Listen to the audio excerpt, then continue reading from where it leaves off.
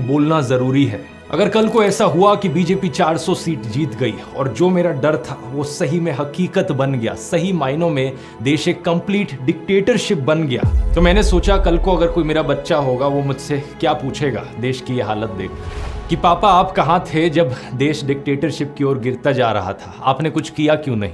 और मैं क्या कहूँगा कि मैं अपनी जॉब में बिजी था, मुझे इन सब चीज़ों की नहीं पड़ी थी, मैं बस अपने करियर पर फोकस कर रहा था, पैसे कमाने पर फोकस कर रहा था। लेकिन नहीं, अब मैं कह सकता हूं कि बेटा मैंने तो अपनी तरफ से पूरी जी जान लगा दी थी, मैं आखिरी दम तक लड़ा था। शायद मेरी कोशिश नाकाम रही लेकिन मैं आखिर तक खड़ा रहा देश के लोकतंत्र की आवाज उठाने के लिए। और पता है क्या, मैं अकेला नहीं था, मेरे साथ इसी कोशिश में देश के करोड़ों लोग और खड़े थे। पिछले 1-2 महीने में रिलीज किए गए वीडियोस इतिहास के पन्नों में हमेशा एक सबूत बनकर रहेंगे। 21 million YouTube subscribers, almost 70 million unique viewers पिछले 90 दिन में सिर्फ यूट्यूब पर ही। इसके मायने समझ रहे हो, ऑलमोस्ट 7% एलिजिबल वोटर्स को हमने सिर्फ इस एक यूट्यूब चैनल के जरिए ही रीच आउट कर लिया। आप में से कई लोग सोचोगे हमारे इस मिशन 100 करोड़ का क्या रिजल्ट रहा। अब एक्चुअली में नाप तोल कर ये बताना बहुत मुश्किल है कि कितने लोगों तक हम रीच आउट करें। ये जो स्टैटिस्टिक है ये सिर्फ यूट्यूब की है। इसके अलावा ट्विटर, इंस्टाग्राम, फेसबुक, व्हाट्सएप, आप लोगों ने इतनी बार इन वीडियोस को शेयर किया, मेरा अंदाजा है कि कम से कम हम करीबन 20 से 25% वोटर्स तक तो जरूर पहुंचे होंगे। और इस सब का क्रेडिट जाता है आप लोगों को।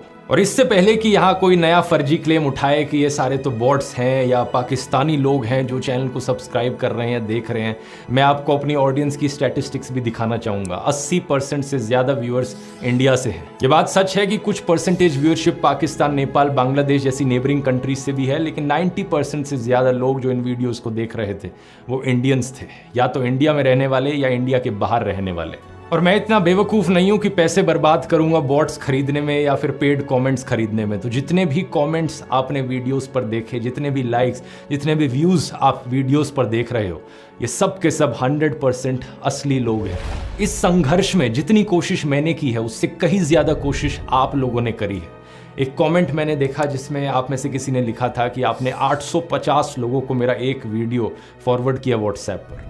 एक आदमी की रिसेंटली वीडियो देखी जो क्रिकेट स्टेडियम में बैठकर हमारे वीडियोस देख रहा था। कई सारे ग्राउंड इंटरव्यूज में मैंने लोगों के मुंह से अपना नाम सुना। ये देखकर खुशी हुई कि बच्चे भी सरकार के झूठे दावों को एक्सपोज कर रहे थे।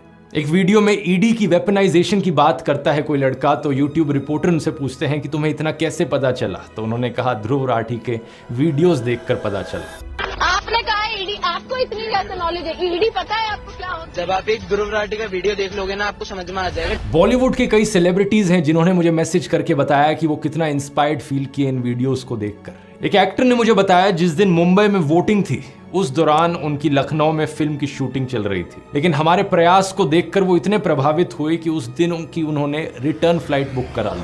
कई फॉरेन में रहने वाले लोगों ने मुझे यही चीज लिखकर बताई कि सिर्फ मेरे वीडियोस को देखकर वो इतना मोटिवेट हुए वोट करने को कि वो फ्लाइट पकड़कर आ गए सिर्फ वोटिंग के लिए। दूसरी तरफ किसी ने बताया कि उनके एक दोस्त ने दफ्तर से छुट्टी ले ली और प्रोजेक्टर लेकर हरियाणा और राजस्थान में चले गए। गांव-गांव में लोगों को ये वीडियो दिखाने लगे प्रोजेक्टर के जरिए। राजस्थान, वेस्ट बंगाल, महाराष्ट्र जैसी कई स्टेट्स में ऐसे नज़ारे देखने को मिले जहां पर इन वीडियोस को पब्लिक में प्ले किया गया। भारत और दुनिया भर के कई अखबारों में हमारे इस संघर्ष की चर्चा छपी। France 24, the Economist, Al Jazeera, Time magazine, the Telegraph, the Print, Economic Times. दुनिया में अगर डंका किसी का बज रहा था तो वो हमारा बज रहा था दोस्तों।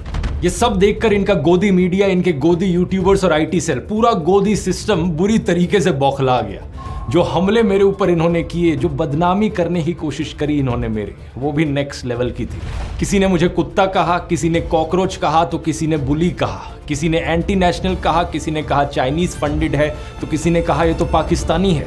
जाने कितने झूठे इल्जाम लगाए गए और कितने ही वीडियोस इन लोगों ने मेरे ऊपर बनाए। जब मैंने वीडियोस बनाने अपने शुरू किए थे, मैंने एक्सपेक्ट तो किया था कि बैकलैश आएगा, लेकिन इतने ऑर्गेनाइज्ड तरीके से ये लोग मेरे ऊपर अटैक करेंगे ये एक्सपेक्ट नहीं किया था। तेलंगाना का एक ये वीडियो सामने आया जहां बीजेपी के कुछ मेंबर्स प्लानिंग कर रहे थे कि मुझे कैसे रोका जाए। तो उनमें से एक कहते हैं कि ये ध्रुव राठी हमेशा फैक्चुअली करेक्ट होता है, कॉन्स्टिट्यूशनली हमेशा करेक्ट होता है, इसके वीडियोस किसी भी यूट्यूब रूल्स को नहीं तोड़ते, तो कैसे काउंटर करा जाए इसे। ఇప్పుడు యూట్యూబ్ లో ఒక ధ్రువరాటి అనే వాడు ఇష్టం వచ్చినట్టు వాడుతున్నాడు. వాడు చరిత్రను ఇంకా మార్చేస్తున్నాడు. చాలా మంది వ్యూస్ వస్తున్నాయి. దాని గురించి మీరు వాడు యూట్యూబ్ కి కంప్లైంట్స్ ఉంటారు. వాడు యూట్యూబ్ రెగ్యులేషన్స్ కి కరెక్ట్ ఉంటాడు. అన్లెస్ అండ్ అంటిల్ వాడు అక్కడ చేర్చాడు చేస్తేనే మనం గెలవచ్చు. వాడు మాట్లాడేది కూడా రాజ్యాంగబద్ధంగా మాట్లాడతాడు. वाह क्या बात कही है। देखो देखो दोस्तों, इससे पता चलता है कि कैसे आपके हेटर्स भी सीक्रेट एडमायरर्स हो सकते हैं। अगर मैंने कभी कुछ गलत किया ही नहीं तो कैसे मुझे काउंटर किया जाए।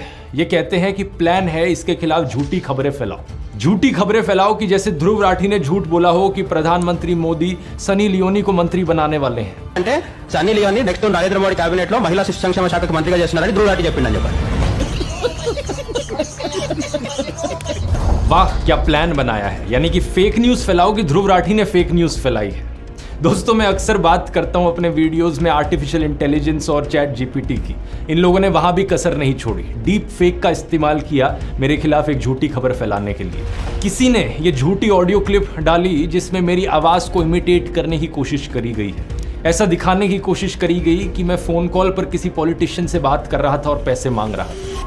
Don't worry, I am with you. अब चिंता न करो। आई एम वार्निंग यू, तुम्हारे साथ भी ऐसे ही करेंगे। तुम्हारा पैसा टाइम पे मिलता है। हाँ, मुझे तो यूके से आता है, मेरा चैनल क्लियर है। There is no need to defend them on this. No need. I'll call you, मैं बात करता हूँ आपसे। देखो किस हद तक ये चले गए मुझे बदनाम करने के लिए। ऊपर से जो रेगुलर वीडियोस इनके आ रहे हैं जहां पे मुझे इंसल्ट किया जाता है, कभी कुत्ता बोलकर, कभी कॉकरोच बोलकर, तो कभी बुली बोलकर। कोई झूठी खबर फैलाता है कि मैंने किसी को मरवा पिटवा दिया, तो कोई झूठी खबर फैलाता है कि मेरा एक सीक्रेट व्हाट्सएप ग्रुप है जहां पे मैं लोगों को ट्रोल करता हूं, जहां पे बॉट्स भेजे जाते हैं। हमारा एक ऑर्गेनाइज्ड ग्रुप है। कुछ भी ऐसा नहीं है दोस्तों। कोई सीक्रेट टेलीग्राम ग्रुप नहीं है, कोई सीक्रेट फेसबुक व्हाट्सएप ग्रुप नहीं है। जो है वो पब्लिकली आपको दिखता है। व्हाट्सएप पर एक पब्लिक चैनल है जिस पर मैं पोस्ट करता हूं ओपनली। दैनिक जागरण जैसा अखबार तक मेरे खिलाफ झूठी खबर फैलाने लगा कि